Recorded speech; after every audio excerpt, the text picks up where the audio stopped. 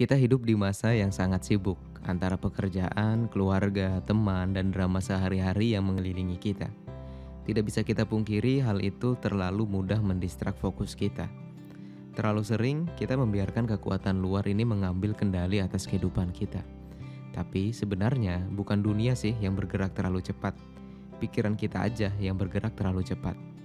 Hai, balik lagi dengan gua Adins di Inside Buku. Pada hari ini kita akan bahas satu buku yang menarik yang berjudul The Thing Only You Can See When You Slow Down. Karyanya Haemin Sunim. Mari kita bahas.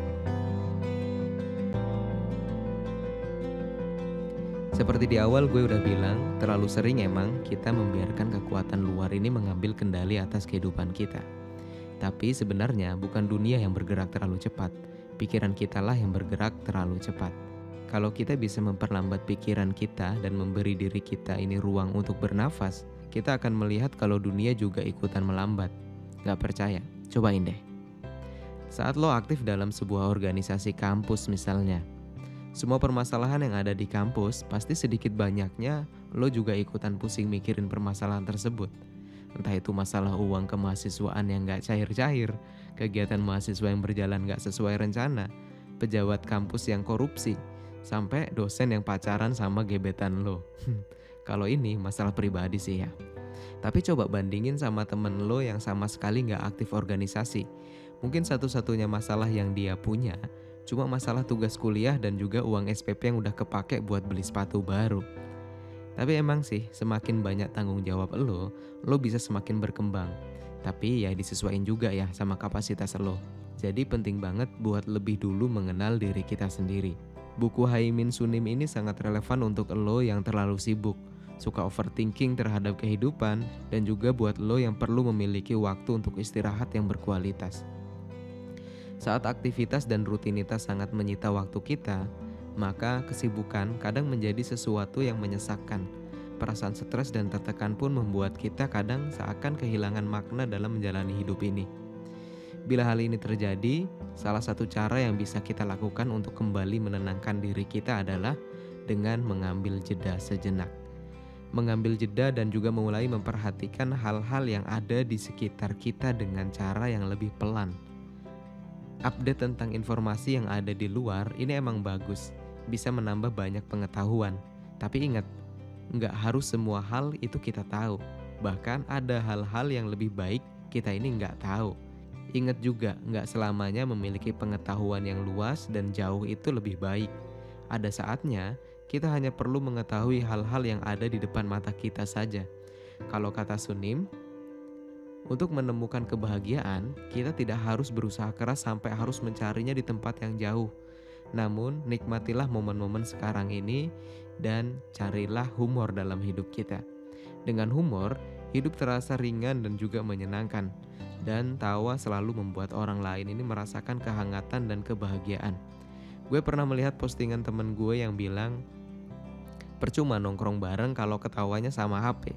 Percuma kumpul bareng kalau yang disapa adalah orang yang gak ada. Jadi mulai sekarang, coba deh, lihat apa yang terjadi di sekeliling lo. Sapa orang yang ada di depan lo. Lihat matanya. Pasti banyak hal yang bisa lo pelajari dari situ. Ada satu realitas yang menarik, kalau ternyata sesuatu menjadi realitas, itu berdasarkan hal-hal yang kita fokuskan saja. Dari fokus tersebut, akhirnya menjadi perspektif dan juga realitas subjektif kita. Jadi, bukan situasi di mana kita berada yang membuat kita bahagia atau nggak bahagia. Perspektif kita tentang situasi itulah yang menciptakan perasaan itu sendiri. Seringnya, persepsi kita tentang hal-hal yang terjadi di masa lalu atau hal-hal yang mungkin terjadi di masa depan, ini suka mendorong munculnya pikiran dan emosi negatif. Tapi, kita nggak bisa kan ya mengontrol atau mengubah masa lalu ataupun masa depan kita. Jadi, kenapa mengkhawatirkan mereka? Kenapa membiarkan perspektif kita tentang masa lalu atau masa depan ini membuat kita nggak bahagia? Satu-satunya hal yang bisa kita kendalikan adalah apa yang terjadi sekarang. Jadi, lepaskan pemikiran masa lalu dan masa depan. Yuk belajar, lo pasti bisa kok. Biarkan gelombang emosi kita ini mengalir dengan bebas. Mereka akan menyembuhkan dirinya sendiri kok, dan juga akan menghilang pada waktunya. Berfokus pada waktu ini berarti melatih kesadaran. Kalau lo merasa stres, sadari stres itu. Kalau lo merasa marah, sadari amarah lo. Nggak ada gunanya kok menguburnya dalam-dalam. Stres, marah itu normal dan nggak apa-apa. Yang nggak baik adalah ekspresi buruk yang kita keluarkan menghadapi emosi-emosi tadi. Jadi, sadari aja dulu. Karena kesadaran akan membawa kejelasan dan juga kemurnian itu kembali ke dalam hidup kita. Ingat, sebahagia-bahagianya perasaan bahagia yang pernah lo rasain, sifatnya cuma sementara kan? Begitu juga dengan emosi negatif yang lo rasain. Semuanya bersifat sementara. Mereka akan menghilang dengan cepat begitu kita menyinari mereka dengan hal-hal yang positif. Terus, aksi konkret yang harus kita lakuin apa dong? Yang pertama, lo bisa memulainya dengan cara menulis. Tuliskan semua hal yang membuat lo cemas atau stres. Cukup tulisin aja. Dari pekerjaan kecil sehari-hari seperti mencuci piring hingga tujuan-tujuan besar yang bisa mengubah karir lo. Menulis akan menghilangkan hal-hal ini dari pikiran lo dan juga akan meletakkan semua kekhawatiran lo tadi ini di selembar kertas itu.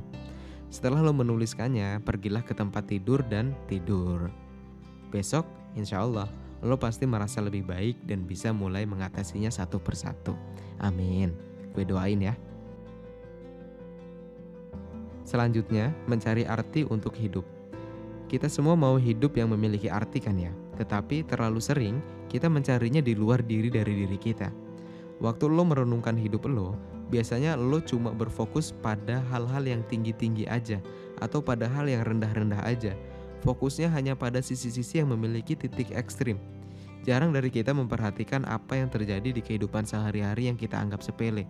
Seperti mengantri di toko, perjalanan lo waktu bolak-balik kerja, aktivitas lo mencuci piring atau menggosok gigi. Intinya adalah ada jam-jam biasa dalam sehari-hari lo itu yang jauh lebih banyak daripada jam-jam yang lo anggap luar biasa. Bayangin, kalau lo bisa menikmati dan bahagia dengan jam-jam yang lo anggap biasa ini. Kalau kata Sunem, kebahagiaan abadi itu letaknya justru di kegiatan sehari-hari yang biasa ini. Memiliki momen-momen kecil ini bisa menambahkan perasaan penting dan juga harga diri kita. Selain itu, berhentilah mempedulikan apa yang dipikirkan oleh orang lain. Kebanyakan dari kita itu sering banget menghabiskan terlalu banyak waktu untuk mengkhawatirkan hal-hal yang seperti ini. Ketakutan ini menghalangi kita untuk hidup menjadi diri kita sendiri. Ada beberapa fakta yang mungkin sedikit menyakitkan lo. Yang pertama, lo perlu menyadari kalau orang itu nggak tertarik pada diri lo.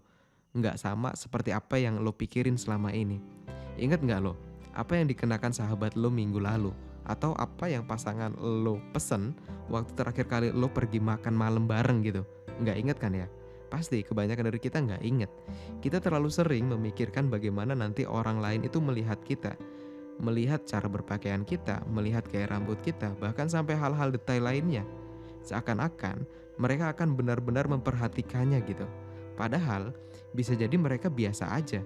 Kecuali ya 1-2 orang yang memang benar-benar mencintai lo. Itu juga kalau ada ya. Tapi intinya ya nggak akan bertahan lama. Kedua, salah satu hadiah yang paling membebaskan yang bisa lo berikan kepada diri lo sendiri adalah kesadaran kalau nggak semua orang itu harus menyukai lo. Kalau lo jujur pada diri sendiri, lo akan menyadari orang-orang tertentu yang nggak cocok dengan lo. Baik itu kolega, anggota keluarga, atau bahkan tokoh masyarakat. Dan itu nggak masalah. Lo nggak bisa kan mengontrol apa yang orang lain pikirkan tentang lo. Jadi biarin aja. Biarkan mereka memiliki pendapat mereka sendiri. Dan tugas lo adalah melanjutkan hidup lo. Begitu kita bisa berhenti mencemaskan apa yang dipikirkan orang lain, kita akan bisa melihat tuh ke dalam diri kita sendiri. Sebenarnya apa sih yang kita inginkan?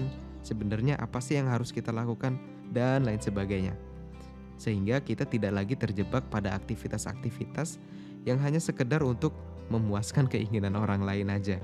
Udah, mulai sekarang yuk berhenti yuk. Kamu pasti bisa. Gue doain. Nah, seperti itu teman-teman.